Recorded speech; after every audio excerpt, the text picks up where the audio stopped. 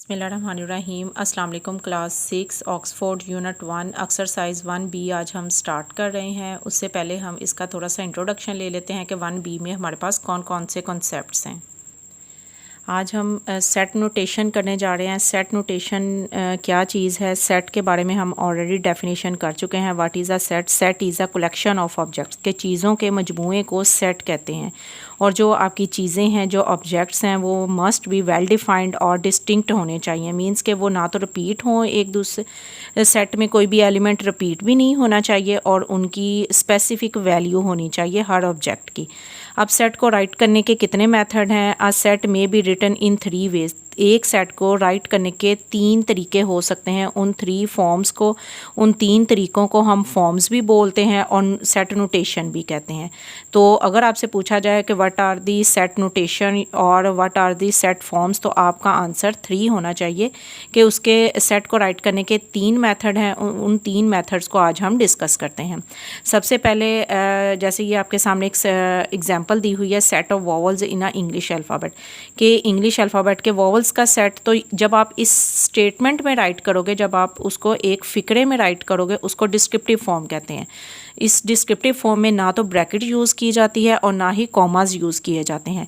अब यहाँ पे प्रॉपर डेफिनेशन ये वाली है। इन descriptive notation the set is described bye a statement and is not placed with in curly brackets. के आप जब सेट डिस्क्रिप्टिव नोटेशन में राइट करते हो तो उस सेट को डिस्क्राइब किया जाता है एक स्टेटमेंट में और उसमें कर्ली ब्रैकेट प्लेस नहीं की जाती और ना ही उसमें कॉमा पुट किए जाते हैं उनके एलिमेंट्स के दरमियान में।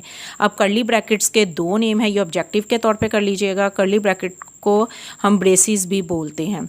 नेक्स्ट हमारे पास है सेकंड फॉर्म। फर्स्ट फॉर्म हमारे पास आ गई डिस्क्रिप्टिव फॉर्म। सेकंड हमारे पास है tabular notation. Tabular notation, tabular form एक ही बात है। अब इसी स्टेटमेंट को जब आप इस फॉर्म में राइट करते हो कि जो वॉवल्स हमें पता है 5 हैं, कौन कौन से 5 वॉवल्स हैं? ए, ई, आई, ओ, यू। जब आप उनको कर्ली ब्रैकेट में विद कॉमास राइट करते हो, with in curly bracket with the help of commas हम एलिमेंट्स को सेपरेट करते हैं, तो वो फॉर्म हमारी टेबुलर फॉर्म कहलाएगी और टेबुलर नोटेशन कहलाएगी। In tabular notation all the elements of a sets are listed within curly brackets and separated by commas. ये जो फॉर्म है, इसमें मेन चीज़ क्या है कि वो कर्ली ब्रैकेट में राइट किए जाते हैं और कॉमास की हेल्प से उनको सेपरेट किया जाता है। ये 2 चीज़ें जिसमें मौजूद नहीं होंगी वो डिस्क्रिप्टिव फॉर्म है, और अगर हम इसको with the help of curly bracket और कॉमास की हेल्प से राइट करेंगे तो वही फॉर्म फिर हमारी क्या बन जाएगी? टेबुलर नोटेशन बन जाएगी। अब टेबुलर नोटेशन के 2 नेम हैं। टेबुलर फॉर्म भी इसको बोलते हैं और रोस्टर फॉर्म भी बोलते हैं। ये याद रखिएगा, एमसीक्यूज मोस्टली इसमें से आता है। रोस्टर फॉर्म और टेबुलर फॉर्म एक ही फॉर्म को कहा जाता है। नेक्स्ट थर्ड फॉर्म हमारे पास आ जाती है set builder form. Set builder form क्या चीज़ है? Set builder form notation the set is expressed in the form of rule. एक स्पेसिफिक रूल के थ्रू हम जब राइट करते हैं अपने सेट को तो वो सेट बिल्डर नोटेशन आएगी। मींस के जिस स्टेटमेंट में ये आपकी फॉर्म आ जाए, ये आपका रूल आ जाए, इसको एक्स सच दैट एक्स बोलते हैं और इसको ऐसे भी राइट किया जाता है। मींस के ये वाली चीज़ जो कॉलन है, यहाँ पे इंफॉर्मेशन दी हुई है, कॉलन और ये लाइन जो है सच दैट को मेंशन करती है, सच दैट को शो करती है। आप इस तरह भी राइट कर सकते हो और इस तरह भी राइट कर सकते हो। अब जैसे अभी हमने पहले देखा वॉवल्स ऑफ इंग्लिश अल्फ़ाबेट जो थे उसी को अब हम सेट नोटेशन में राइट अगर करें तो कर्ली ब्रैकेट आएगी, इसमें स्पेसिफिक रूल आएगा x such that x is a vowel of English alphabet कि ये वाली फॉर्म। अब देखें जिसमें ये चीज़ शामिल हो जाएगी वो सेट बिल्डर फॉर्म होगी, जिसमें जस्ट एलिमेंट राइट होंगे वो टेबुलर फॉर्म होगी, और अगर स्टेटमेंट में राइट किया जाए तो उसको हम डिस्क्रिप्टिव फॉर्म कहेंगे। जैसे यहाँ पे ये एक एग्जांपल तीनों फॉर्म की उन्होंने दे दी है।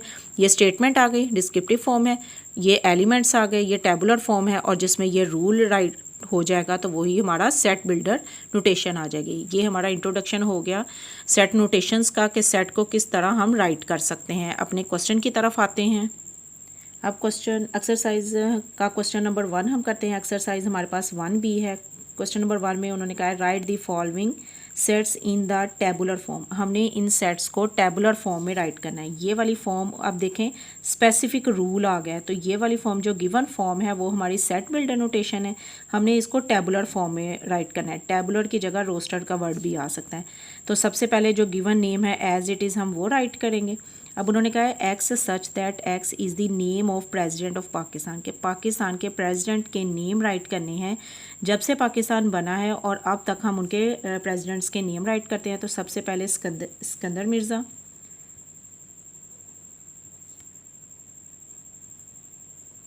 अयूब खान, नेक्स्ट याहिया खान। कॉमास की हेल्प से इनको सेपरेट करते जाएंगे। जनरल ज़ियाउल हक,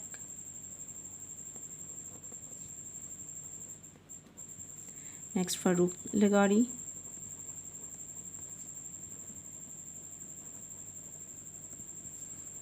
रफ़ीक तारर,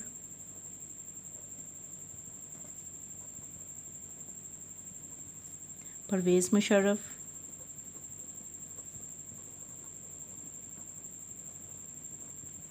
आसिफ अली जरदारी,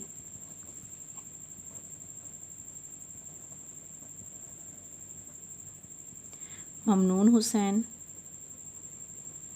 हमने तमाम प्रेसिडेंट्स के नेम राइट करने हैं जो पाकिस्तान बनने से लेकर अब तक पाकिस्तान में सिलेक्ट हुए हैं। नेक्स्ट ममनून हुसैन,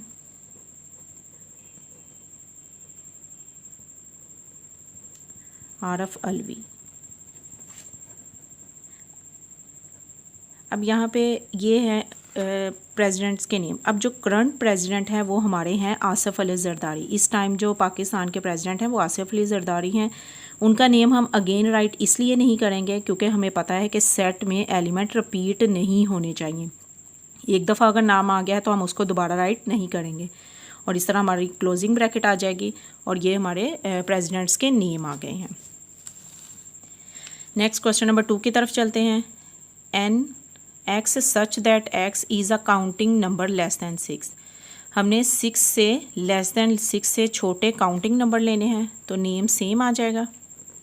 अब काउंटिंग नंबर 1 से स्टार्ट होंगे, 1 2 3 4 एंड 5। जस्ट हम 5 तक लिखेंगे क्योंकि उसने कंडीशन दे दी है कि लेस दैन 6 होने चाहिए। नेक्स्ट है हमारे पास A set x such that y such that y. अब यहाँ पर देखें एक्स सच दैट एक्स भी ले सकते हैं, मतलब एक्स वेरिएबल भी आ सकता है, वाई वेरिएबल भी राइट कर सकते हैं, इसमें कोई इशू नहीं है।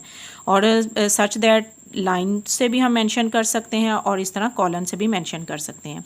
यहाँ पर उन्होंने कहा है कि y such that y is a multiple of 3। Multiple का वर्ड आ जाए, डिविजिबल का वर्ड आ जाए, मीन्स के उस नंबर का टेबल हमने राइट करना है। अब यहाँ पे कोई कंडीशन नहीं है तो मीन्स के ये अनलिमिटेड नंबर्स जाएंगे। तो हम यहाँ पर स्टार्ट लेते हैं 3 6 9 12। अब 3-4 नंबर राइट करने के बाद, मल्टीपल राइट करने के बाद 3 डॉट्स लगाएंगे। सोन का साइन, मतलब इसको सोन अप टू साइन बोलते हैं, और ये राइट करके आप अपना सेट को क्लोज कर देंगे। नेक्स्ट हमारे पास है बी सेट। बी सेट में उन्होंने कहा एन सच दैट एन। अब यहाँ पे देखें ये वेरिएबल एन आ गया, तो इसका मतलब है कि आप ए टू जी कोई भी वेरिएबल यहाँ पे यूज़ कर सकते हैं, लेकिन आपके स्मॉल केसेस में आप उसको यूज़ करोगे। N such that n is an even numbers less than 10। अब यहाँ पर 2 कंडीशन है, एक तो वो इवन नंबर होना चाहिए और सेकंड वो लेस दैन 10 होने चाहिए। तो इवन नंबर कहाँ से स्टार्ट होते हैं, 2 4 6 8। तो देखें ये इवन नंबर भी हैं और लेस दैन 10 भी हैं कि 10 से छोटे हमने इवन नंबर लेने हैं। नेक्स्ट हमारे पास है C set x such that x is R number divisible by 3 and less than 20। यहाँ पे भी डबल कंडीशन हमारे पास आ गई है कि वो डिविजिबल बाय 3 होने चाहिए, मतलब 3 का टेबल राइट करेंगे और कहाँ तक करना है, लेस दैन 20। तो 3 के टेबल में 3 6 9 12 और हमारे पास आ जाएगा 15 18। यहाँ पे हमारा सेट जो है वो क्लोज हो जाएगा। ठीक है, अब दोनों कंडीशन कंप्लीट हो गई हैं। ये डिविजिबल बाय 3 भी हैं, मींस के 3 के मल्टीपल्स भी हैं और लेस दैन 20 भी हैं। नेक्स्ट सेम इसी तरह x such that x is a planet in the solar system. अब यहाँ पर हमने सोलर सिस्टम्स के जो प्लैनेट्स हैं उनके नेम राइट करने हैं। तो सबसे पहले आ जाएगा mercury,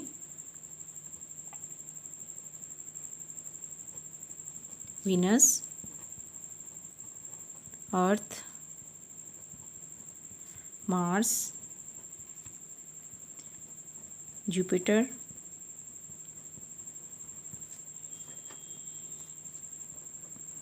Saturn, Uranus and Neptune.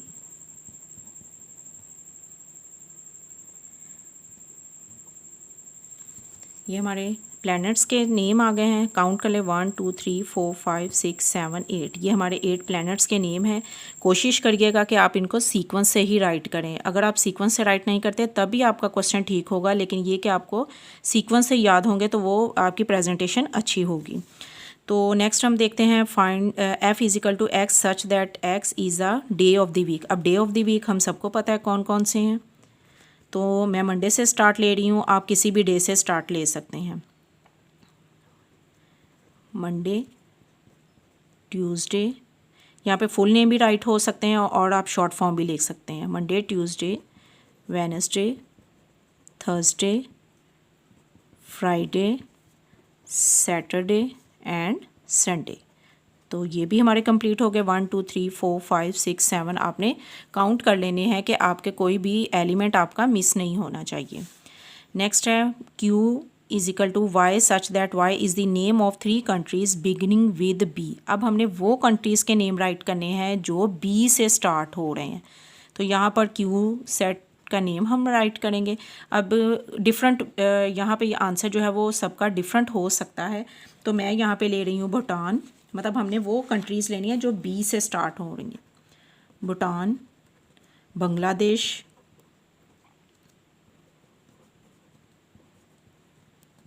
और बहरीन।